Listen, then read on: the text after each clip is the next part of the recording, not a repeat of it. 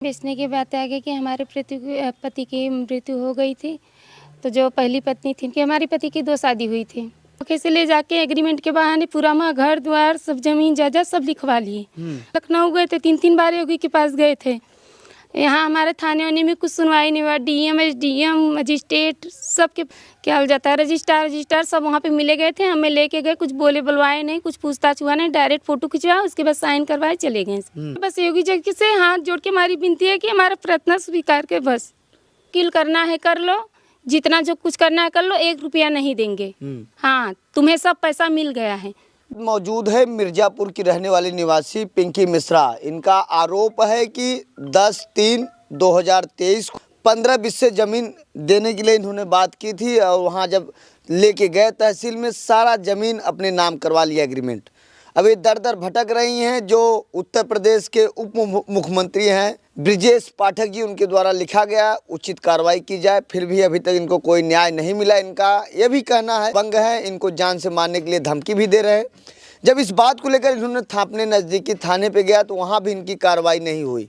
अब ये न्याय की गुहार लगाने जो मिर्जापुर के डीएम हैं उनसे मेरा निवेदन है कि पिंकी मिश्रा का मामला गंभीरता से पूर्वक लेते हुए इनको न्याय दिलाने का कार्य करें।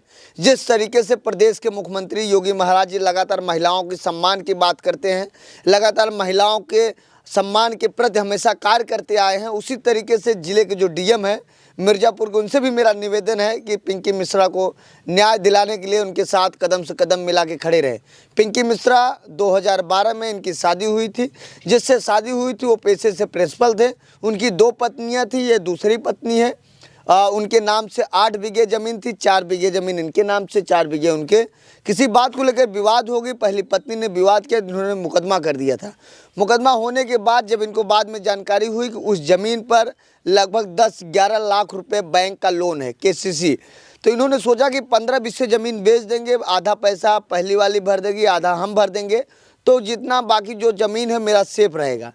ये ठीक है, हम पैसे देते हैं, 15-20 आप मुझे ज़मीन दे दीजिए। बाद में जब ये तहसील जाती हैं तो 15-20 की जगह जिनकी जितना सारा ज़मीन रहता है, जो घर से लेकर 4 बीघे लगभग ज़मीन है, सारे ज़मीन को एग्रीमेंट कराकर, मज़े की बात यह है कि 10 तारीख को लिखा पढ़ी होता है और 13 तारीख को ही तरमीन हो जाती है। अब इनका कहना है कि मुझे अभी तक 4 लाख रुपए मिला है, 3.5 लाख रुपए चेक से मिला है, 50,000 बैंक से मुझे मिला है। लेकिन ये वादा किए थे कि केवल 15-20 मुझे ज़मीन बेचना है। वो लोग सारे ज़मीन ले लिए। इनसे जानने का प्रयास करते हैं। इनकी 3 बेटियां हैं, दर दर भटक रही हैं न्याय के लिए। कभी मुख्यमंत्री साहब के यहाँ पोर्टल पर एप्लीकेशन दे रही हैं तो कभी डिप्टी सीएम ब्रिजेश पाठक के यहाँ एप्लीकेशन दे रही हैं। अब जानने का प्रयास करते हैं अभी तक इनको क्या न्याय मिला और इनसे मारने की धमकी दे रहे हैं। क्या नाम है आपका? जी पिंकी मिश्रा। पिंकी मिश्रा जी, घर कहाँ है आपका? मेरा नदनी घर है। नदनी। तहसील कौन सा आपका? सदर। थाना कौन सा है आपका? विंध्याचल। और जनपद आपका मिर्जापुर है। तो ये बताइए क्या मामला था और आपने ज़मीन बेचने की बात कहाँ से आ गई? ज़मीन बेचने के बाद आगे कि हमारे पति की मृत्यु हो गई थी। तो जो पहली पत्नी थी कि हमारे पति की 2 शादी हुई थी। तो पहली पत्नी बोली कि जहाँ से आई हो बस वहीं चली जाओ बच्चे को लेकर के। हम चले जाएंगे, कहाँ जाएंगे हम लेकर के। तो हम सोचे कि वो कहीं कि हम मुकदमा करेंगे, कुछ नहीं मिलेगा तुम्हें। हाँ, तो सामने वाला था हमारे गांव का, वो बोला कि हम केस लड़ेंगे तुम्हारा, हमें कुछ दे देना ज़मीन। हम बोले ठीक है। और हमारे पति का लोन भी चल रहा था। तो बोले ठीक है, तुम लोन भी भर लेना, हमें 15-20 दे भी देना। तो हम बोले ठीक है। हमें धोखे से ले जाके एग्रीमेंट के बहाने पूरा घर द्वार सब जमीन जायदाद सब लिखवा लिए। हमारे 3 छोटे बच्चे, हम कहाँ जाएंगे लेकिन इनको। हम योगी जी के पास भी गए थे, लखनऊ गए थे, 3-3 बार योगी के पास गए थे। यहाँ हमारे थाने वाने में कुछ सुनवाई नहीं हुआ। डीएम एसडीएम मजिस्ट्रेट सबके पास हम गए थे। तो वहाँ जाने के बाद जब आप जाती हैं, जो ये ढेर सारा जो आपके पास ये एप्लीकेशन है दिए हैं, तो बाद में क्या कार्रवाई होती है? कहीं कुछ कार्रवाई नहीं हो रही है, सब दबा दे रहे हैं, ऊपर जाने ही नहीं दे रहे हैं। तो आपको 15-20 आप देने के वहाँ बात करके गई थी, लगभग 4 बीघा आपके पास ज़मीन है। सारे ज़मीन सब सारा एकदम घर द्वार 4 बीघा ज़मीन सब ले लिए हमारा धोखे से। अभी तक आपको पैसे कितने मिले हैं? पैसे हमें 50,000 हमारे अकाउंट में दिए थे, 3.5 लाख हमें चेक से मिला था बस। तो आप चाहते क्या हैं? चाहती है हमें न्याय मिले, बस हमारा ज़मीन हमें वापस मिले। और कुछ नहीं। आपको हम 15 बिस्सा वो बोले थे 15 बिस्सा ले ले, बाकी हमारा ज़मीन हमें दे दे, और जितना पैसा 12 लाख बोले थे वो 12 लाख का 4 लाख दिए हैं, 8 लाख रुपया में और चाहिए। तो आप अभी तो आपके पास आपकी सारी जमीन चली गई है और 2 दिन में तरमीन भी हो गया, तो आपने आपत्ति लगाया था कि नहीं? आपत्ति लगाए थे हम, आपत्ति लगाए थे, आपत्ति सब दबा दिए, सब मिले जुले हैं वहाँ पे। मुझे वो क्या हो जाता है, रजिस्ट्रार सब वहाँ पे मिले गए थे, हमें लेके गए, कुछ बोले बुलवाए नहीं, कुछ पूछताछ हुआ नहीं, डायरेक्ट फोटो खिंचवाया, उसके बाद साइन करवाए, चले गए। हमें किसी को बुलाने नहीं दिए वहाँ पे। तो आपके पति के 2 शादी हुई थी, आप दूसरी हैं। जी हाँ। तो पहली वाली पत्नी कहाँ है? पहली वाली पत्नी अपने घर पे है। वहीं है? हाँ वहीं है। तो आप दर दर भटक क्यों रही हैं? क्योंकि हमें वहाँ नहीं रहने दिया जा रहा है ना, वो लोग जान मान का हमला कर रहे हैं, हमें मारने काटने की धमकी दे रहे हैं, हमारे मायके भी चले आ रहे हैं। हाँ, तो जो तुम कैसे कहाँ रहेंगे? जो आप हम यहाँ कभी अपनी बहन के यहाँ रह रहे हैं, कभी अपने मायके रह रहे हैं, जो कहाँ भटकेंगे इन 3 लोगों को लेके? पढ़ा लिखा नहीं रहे हैं, हमें न्याय चाहिए बस। योगी जी से हाथ जोड़ के हमारी विनती है कि हमारा प्रार्थना स्वीकार के बस। तो आप कब से दौड़ रही हैं, सभी अधिकारियों के यहाँ चक्कर काट रही हैं? हम कम से कम 4 महीने से दौड़ रहे हैं। 4 महीने से आप दौड़ रहे हैं? हाँ, तो आप मगर चाहती कहीं क्या नहीं हैं? सुने। चाहते यही है कि हमें न्याय मिले, हमारा जमीन हमें वापस मिले बस। एक वीडियो आपका वायरल हो रहा था, उसमें धमकी, क्या धमकी दी? धमकी दे रहे थे जान मार के, बोले कि हाँ जाओ, जितना वकील करना है कर लो, जितना जो कुछ करना है कर लो, 1 रुपया नहीं देंगे। हाँ, तुम्हें सब पैसा मिल गया है।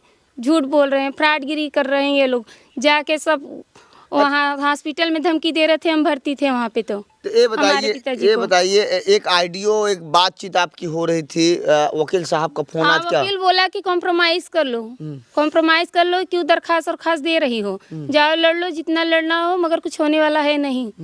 हाँ, तो ऐसे ही आप दौड़ रही हैं, अभी तक आपको न्याय नहीं मिला? नहीं, कुछ नहीं, नया तो नहीं। डीएम साहब के यहाँ गए थे कि नहीं आप लोग? डीएम एसडीएम सबके पास हम गए हैं, तो वहाँ क्या बातचीत होती है? कुछ नहीं। वहाँ सब दे रहे हैं एप्लीकेशन, बोले कि कुछ नहीं, वहाँ कार्रवाई कुछ नहीं हो रहा है, दबा दे रहे हैं सब लोग। आपकी 3 बेटियां हैं, क्या नाम है बेटियों का? जानवी मिश्रा, संस्कृति मिश्रा, श्रुति मिश्रा। आपके तीनों बेटियां वहीं पढ़ाई कर रही थी? हाँ, वो थे तभी पढ़ रही थी, अब नहीं पढ़े, जब से वो नहीं है तब से नहीं पढ़ रही कब हैं। गुजर गए आपके पति? 2019 में 22 दिसंबर को। और जीवन यापन कैसे आप लोगों को चल रहा है? ऐसे ही जीवन चल रहा। हम नैहर आते हैं, कभी बहन के यहाँ जाते हैं, कभी कहीं जाते हैं।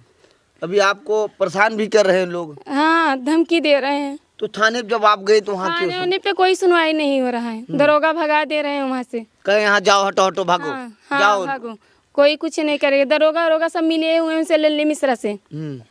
लल्ले मिश्रा गुंडा बदमाश है, फ्रॉडगिरी कर रहे हैं, दबंग बनाई है। वो बोल रहे हैं कि हम जाओ, जितना जो करना है कर लो, हम कुछ नहीं करने वाले हैं, हम देंगे नहीं पैसा वैसा तुमको। आपके पति क्या नाम था? मोबाइल में हमारे पास रिकॉर्डिंग भी है। आपके पति क्या नाम था? संजय मिश्रा।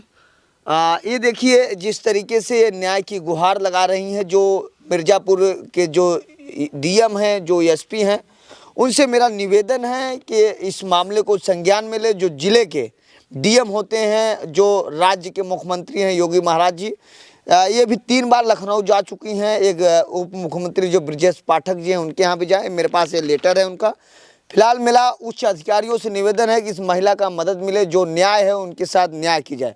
फिलहाल यह रिपोर्ट देखने के बाद आपको क्या प्रतीत होता है, अपनी राय जरूर दें, क्योंकि ये 3 बच्चियों का भविष्य अब इनके हाथ में है।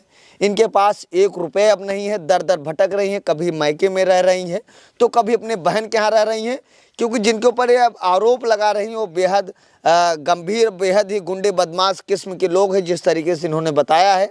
फिलहाल यह रिपोर्ट देखने के बाद अपनी राय जरूर दें। आज़ाद यादव की रिपोर्ट, जनपद मिर्ज़ापुर। जय हिंद।